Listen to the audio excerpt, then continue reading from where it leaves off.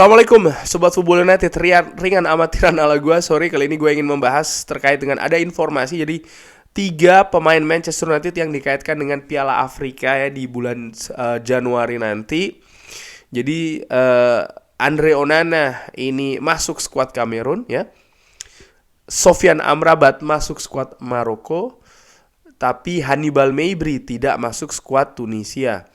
Gue ingin bahas satu persatu, dimulai dari Andre Onana dulu. Dengan ke Piala Afrika berarti sepanjang bulan Januari nanti ya,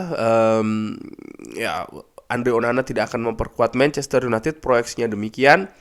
Dan menurut gue hal ini tentu saja membuka pintu bagi seorang Altay Bayindir yang didatangkan dari Liga Turki, dari Fenerbahce, untuk dimainkan. Dan gua menilai ini sudah dipersiapkan oleh Erik ten Hag. Oleh karena itu di musim panas kemarin, di bursa musim panas, Erik ten Hag juga mendatangkan kiper lainnya selain Andre Onana. Dan memang proyeksinya adalah ketika Andre Onana ke Piala Afrika, ada kiper lain yang bisa melapisi. Tentu saja ada kiper senior Tom Heaton, tapi gue menilai ini sudah kurang lebih setengah musim kompetisi. Altay Bayindir memang disiapkan untuk menjadi kiper utama di Manchester United. Dan ini juga beberapa fans ya kan juga berharap sebenarnya Altay Bayindir, karena mungkin ada beberapa blunder atau kesalahan individual error yang dilakukan oleh Andre Onana. Tapi gue menilai sebenarnya sebaliknya. Walaupun Andre Onana membuat beberapa kesalahan, bahkan kesalahan langsung berujung dengan gol, tapi gue menilai juga bagaimana saat ini ada gaya berbeda di posisi penjaga gawang Manchester United ya, di mana pemain belakang maupun juga pemain tengah ini sangat atau terlihat lebih nyaman dalam melakukan back pass ke penjaga gawang, dan juga lebih nyaman dalam Manchester United ini melakukan build up dari lini belakang. Kemampuan Andre Onana menurut gua dalam melakukan umpan, dalam melakukan build up yang menurut gua cukup oke ya. Ini memberikan sekali lagi gaya berbeda, termasuk ketika menghadapi Aston Villa. Key passes terbanyak nomor 2 di Manchester United adalah seorang Andre Onana. Jadi menurut gue ya ini membuktikan ada gaya yang berbeda ya di lini kiper, lini pertahanan Manchester United dalam dalam upaya melakukan build up juga. Saving pun juga demikian. Menurut gue memang ada beberapa kesalahan, kekeliruan, namun gue juga melihat ada perbaikan. Memang tidak pesat, tapi gue melihat demikian. Dan gue juga melihat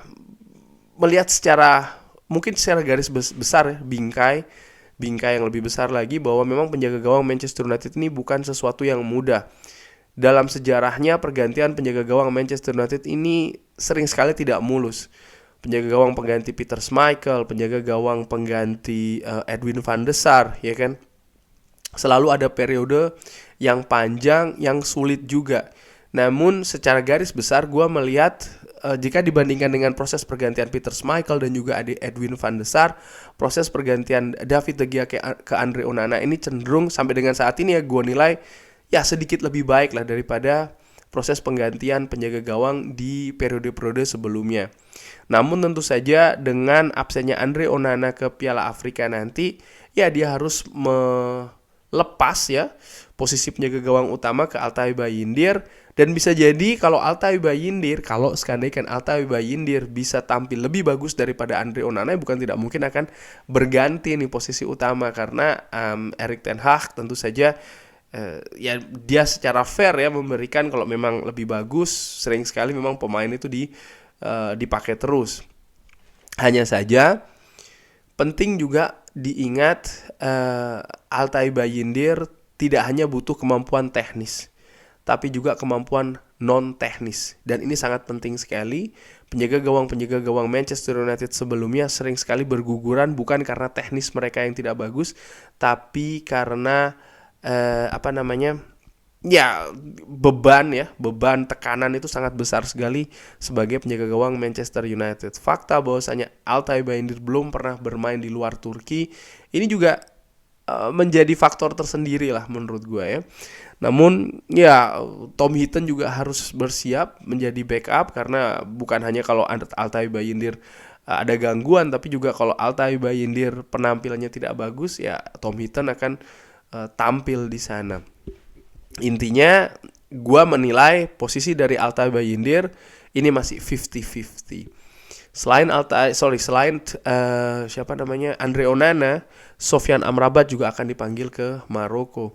Ini mungkin situasinya hampir pas ya, karena kembalinya Kobbie Mainoo, kembalinya Christian Eriksen, dan gue juga melihat sebentar lagi, artinya di dalam bulan Januari ya, Casemiro juga akan kembali, dimana posisinya ini kan kurang lebih sama seperti posisi dari seorang Sofyan Amrabat. Yes, ada Scott McTominay juga di sana, sehingga menurut gue secara ringan amatiran ini cenderung lebih mulus lah pergantian, atau ya dengan absennya Sofyan Amrabat nanti, terutama untuk di lini tengah ya, sektor pivot dari Manchester United. Tapi ya dengan syarat pemain-pemain yang tadi gue sebutkan ya, Casemiro, Scott McTominay, Christian Eriksen, Kobbie Mainoo tidak ada yang absen karena cedera contohnya. Jadi kedalaman skuad di sektor tersebut tetap terjaga.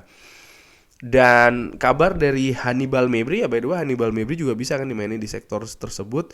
Disebutkan oleh Fabrizio Romano kalau Hannibal Mejbri ini tidak akan ke AFCON, dan dia ini diproyeksi akan bisa jadi cabut di bulan Januari dengan status pinjaman.